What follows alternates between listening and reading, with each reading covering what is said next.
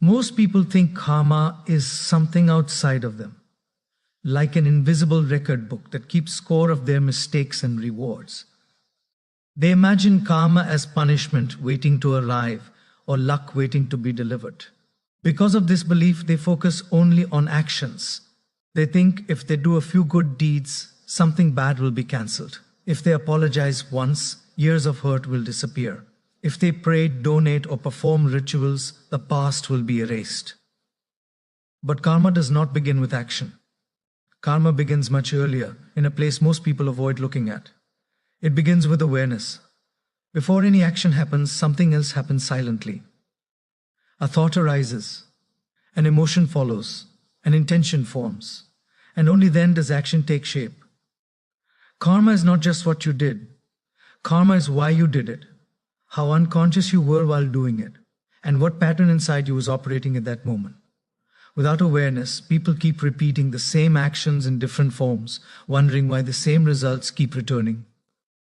Awareness is the light that allows you to see your own patterns honestly, and patterns are the true carriers of karma. A person may change their behavior temporarily, but if the inner pattern remains untouched, life will recreate the same lesson again. Different faces, different situations, different timing, but the same emotional result. That is karma repeating, not to punish, but to teach. Many people say they regret their past actions, but regret without awareness does not transform anything. Regret only looks backward with pain. Awareness looks inward with clarity. When awareness is present, you stop asking why life is happening to you and start asking what inside you is being revealed through this situation.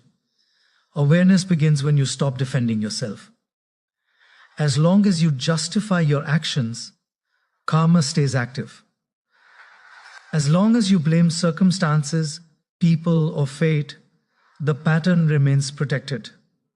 Awareness requires humility. It requires the courage to say, something in me contributed to this. Even if the situation was unfair, even if others were wrong too, karma is not erased by pretending the past did not happen. It is softened when you fully understand how it happened, when you see clearly how fear shaped your choices, how ego guided your words, how insecurity influenced your reactions, how ignorance allowed harm. Something changes inside.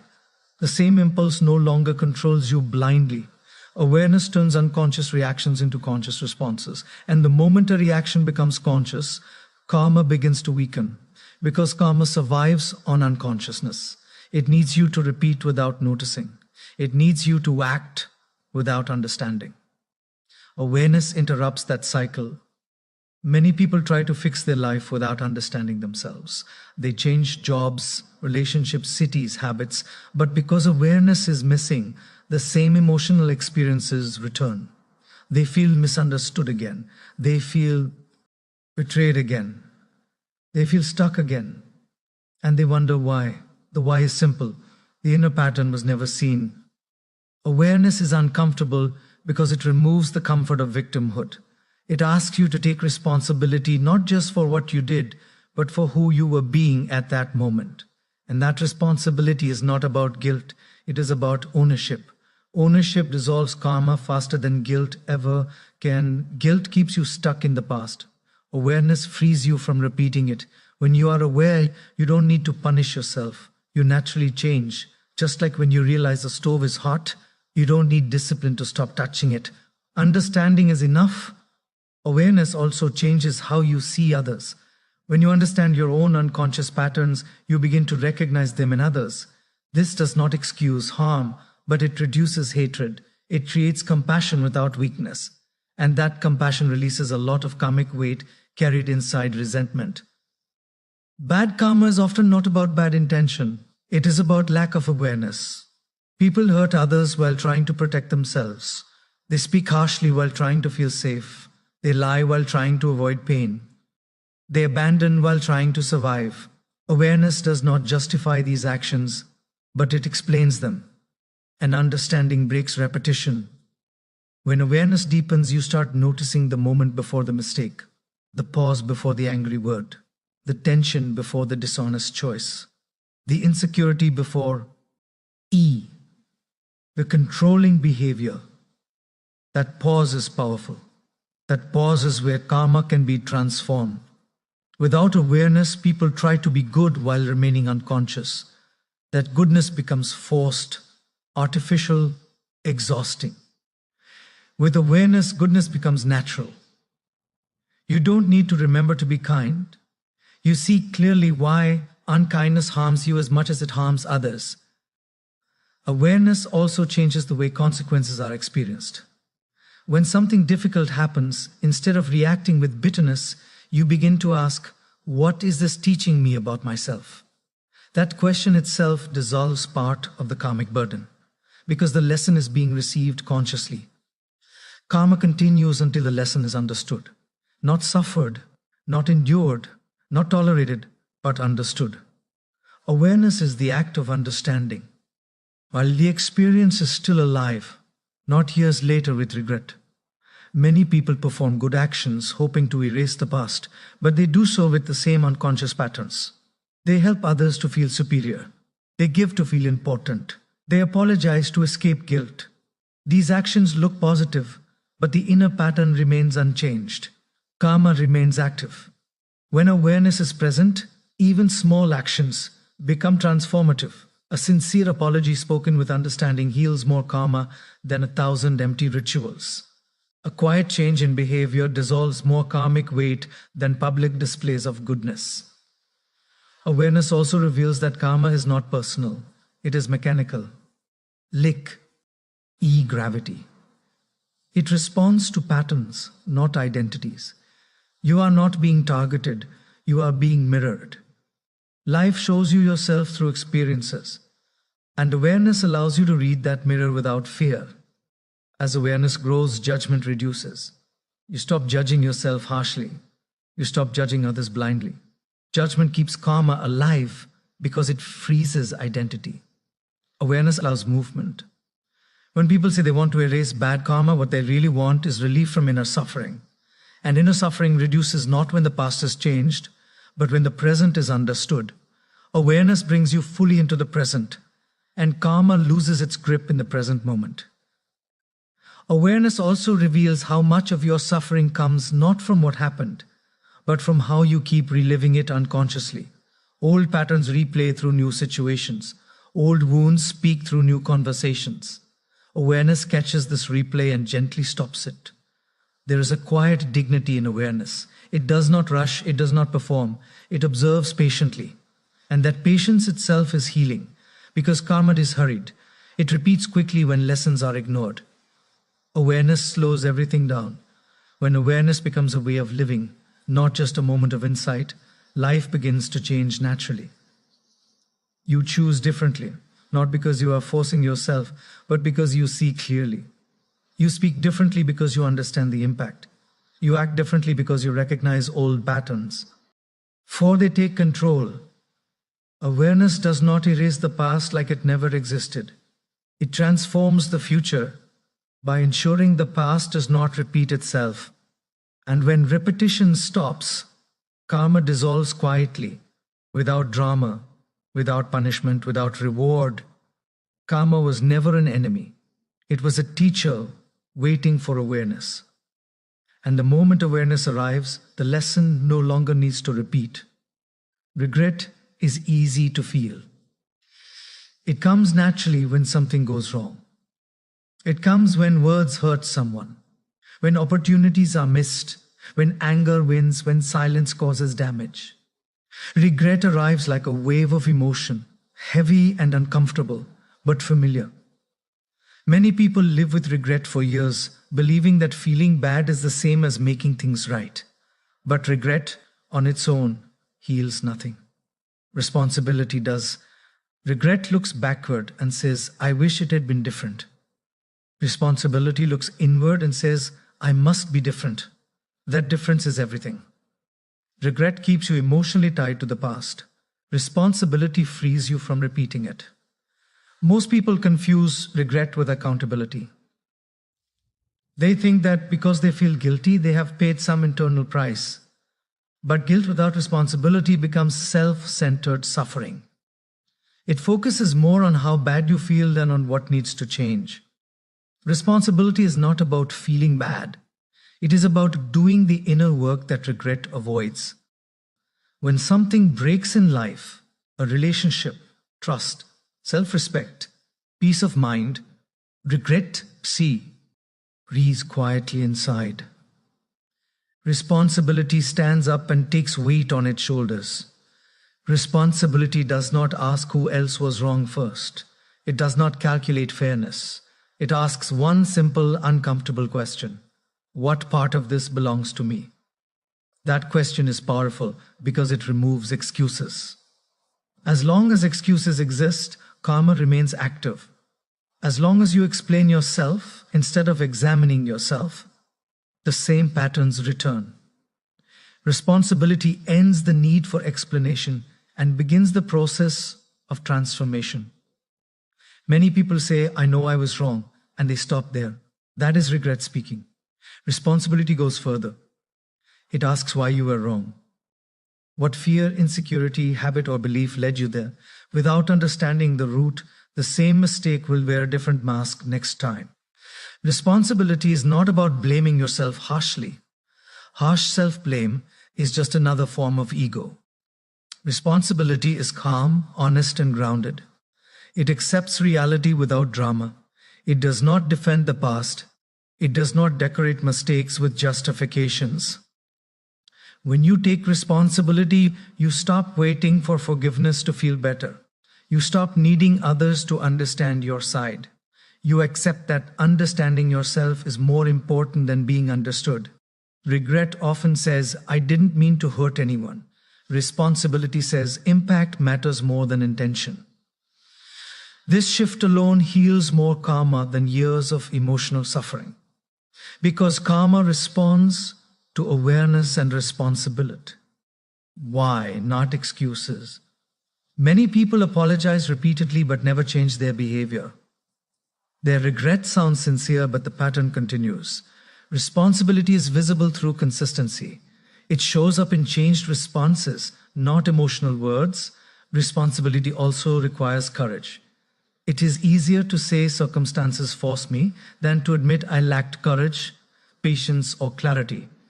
It is easier to say anyone would have done the same than to say I chose the easier path. Responsibility removes the comfort of normalizing harm. When responsibility is avoided, regret turns into bitterness. People begin to resent the very situations they contributed to. They feel unlucky. They feel targeted. Responsibility breaks this illusion and returns power to where it belongs, within. Taking responsibility does not mean accepting abuse or carrying blame that isn't yours. It means recognizing your inner patterns even when others were wrong too. Two people can be wrong at the same time. Responsibility does not wait for perfect fairness. One of the deepest healing moments in life is when you stop saying, that's just how I am. Responsibility replaces that sentence with, this is what I need to work on. Identity softens. Growth becomes possible. Regret keeps you stuck in who you were. Responsibility allows you to become who you need to be. Regret says, I failed. Responsibility says, I learned. Responsibility also changes how you relate to pain. Pain stops being punishment and becomes information. Every full consequence carries a message about boundaries, awareness, values, or priorities. Regret feels the pain. Responsibility listens to it. When responsibility is taken sincerely, forgiveness becomes less urgent. You no longer chase closure from others. Your peace comes from alignment, not approval. Responsibility also heals relationships in ways regret cannot. Regret often demands reassurance. Responsibility offers reliability. People don't trust tears, they trust patterns. In families, regret sounds like silence filled with guilt. Responsibility sounds like changed behavior over time. In friendships, regret is emotional distance. Responsibility is showing up differently. In personal growth, regret is self-criticism. Responsibility is self-discipline with compassion. Many people fear responsibility because they think it will crush them. In reality, avoidance is heavier. Responsibility lightens the load because it removes repetition. When you learn the lesson, life stops repeating the test. Responsibility also restores self-respect. When you stop lying to yourself about your patterns, you regain inner dignity. You may not feel proud immediately, but you feel grounded. And grounding is more valuable than pride. Regret keeps asking, why did this happen to me? Responsibility asks, what is this asking of me? One question weakens you, the other strengthens you. When responsibility becomes a habit, karma changes direction. Life stops reacting to unconscious behavior and starts responding to conscious effort. Not immediately, not magically, but steadily. Responsibility also teaches patience. You stop expecting instant redemption. You accept that growth takes time. You become willing to sit with discomfort without running away or numbing it. True responsibility is quiet. It does not announce itself. It does not seek validation. It simply does the work day after day without drama. Regret wants relief. Responsibility wants alignment. Relief fades quickly. Alignment lasts. When you take responsibility, you stop negotiating with your conscience. You stop saying just this once. You stop postponing integrity. Responsibility also dissolves fear. When you know you are willing to face yourself honestly, there is less fear of consequences. Fear survives where avoidance lives. Many people spend years regretting one moment. Responsibility could transform that same moment into wisdom. The difference is action guided by awareness. Responsibility does not erase the past. It redeems it by extracting its lesson fully. When the lesson is learned, the past loses its power to control the present.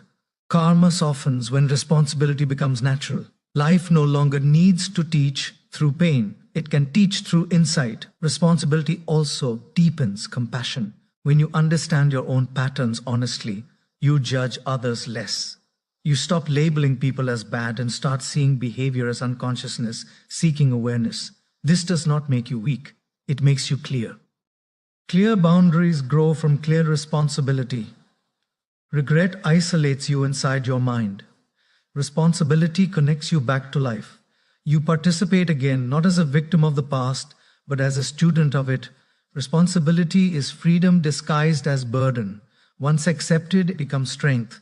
And the moment responsibility replaces regret, healing begins with suffering once repeated. Most people believe goodness is something you do when life is going well, when the heart feels light, when circumstances are favorable. They wait for the right mood, the right moment, the right energy. But intentional goodness is different. It does not depend on comfort. It does not depend on applause. It is chosen deliberately, often when it is inconvenient, often when the old pattern is still whispering inside. Past patterns are stubborn. They repeat not because you are bad, but because they are familiar. The mind clings to what it knows, even if what it knows causes pain. Anger repeats because it once felt like protection. Avoidance repeats because it once felt like safety. Control repeats because it once felt like stability. These patterns were created to survive a moment in the past, but they continue to operate long after that moment has passed. Good intentions alone cannot rewrite these patterns. Awareness shows them. Responsibility owns them. But intentional goodness actively replaces them. It introduces a new response where an old reaction used to live. Intentional goodness means choosing patience when irritation feels natural. It means choosing honesty when manipulation feels easier. It means choosing kindness when silence or sharpness would protect your ego. This choice is not dramatic, it is quiet. And because it is quiet, it is powerful. Many people think karma changes through one big act, one apology, one sacrifice, one turning point. But karma is built through repetition, so it dissolves through repetition as well. Intentional goodness works because it is consistent. It meets the same situation again and responds differently. The first time you choose goodness intentionally, it feels unnatural. The body resists, the mind argues, old habits demand their turn. That resistance is not failure. It is evidence that a pattern is being challenged. Patterns do not dissolve when they are attacked. They dissolve when they are replaced. You cannot simply remove anger. You replace it with understanding. You cannot erase selfishness. You replace it with generosity. You cannot destroy fear. You replace it with courage, practiced gently. Intentional goodness is not weakness. It is discipline of the highest order. It requires more strength to stay calm than to explode. It requires more courage to speak kindly than to withdraw. It requires more awareness to listen than to defend. Many people say they are good at heart, but the heart alone does not rewrite karma.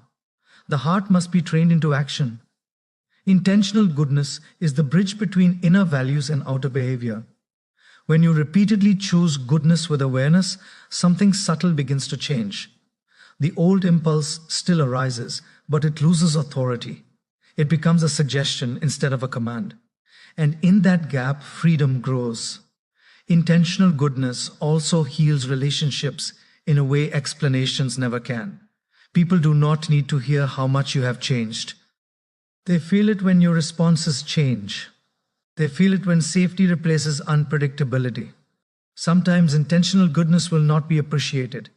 It may even be misunderstood. This is where many people stop. They say, "What is the point of being good if it is not recognized?" But recognition was never the purpose. Transformation was. Goodness that depends on validation is still ego-driven. Intentional goodness is rooted in self-respect. You choose it because you no longer want to live from old patterns, not because you want to be seen as good. Intentional goodness also includes being good to yourself in ways you were not before, breaking self-punishment, ending negative self-talk, allowing rest without guilt. These are not luxuries, they are corrections to past inner harm. Past patterns are not only about how you treated others, they are also about how you treated yourself. Overworking, ignoring emotions, staying silent when boundaries were needed. Intentional goodness rewrites these patterns too. There is a quiet confidence that grows when you practice intentional goodness. You stop being afraid of your past because you are actively shaping your future. You stop replaying old mistakes because new behaviors are being installed. Intentional goodness also sharpens awareness. You become more present because each choice matters. Life stops being automatic. It becomes conscious. Sometimes intentional goodness means doing nothing when you want to react. Silence can be goodness. Restraint can be goodness. Walking away can be goodness. Goodness does not always look soft. Sometimes it looks like firmness without anger, honesty without cruelty, distance without resentment. When intentional goodness becomes a habit, karma begins to shift naturally. Situations change not because the world is different, but because you are. Life mirrors patterns, and when the pattern changes, the mirror reflects something new. Intentional goodness also brings peace that regret never could. Regret keeps reopening wounds. Goodness applied daily allows them to close. Many people wait to feel healed before they act differently. Intentional goodness understands that healing comes through acting differently. The past cannot be undone, but its influence can be shortened. Every intentional good act weakens the old storyline. Every conscious choice shortens the length of the shadow. Intentional goodness also builds inner trust. You begin to trust yourself because you see yourself choosing alignment even when it is hard. That trust is deeply stabilizing. When you trust yourself, fear reduces. When fear reduces, old patterns lose their fuel. Intentional goodness is not about becoming perfect. It is about becoming consistent. Even imperfect goodness, repeated over time, reshapes identity. Identity is not what you say you are. It is what you repeatedly choose under pressure. Intentional goodness under pressure rewrites identity at its core. You stop saying, "This is just how I am." You start saying, "This is who I am becoming." Karma responds to becoming, not wishing. As intentional goodness continues, the emotional charge of the past fades, memories lose their sting, triggers lose intensity, reactions soften, life becomes less about fixing mistakes and more about living consciously. Intentional goodness does not erase pain instantly, but it prevents pain from being recreated. And when pain stops repeating, the lesson completes, the pattern releases, and the past finally loosens its grip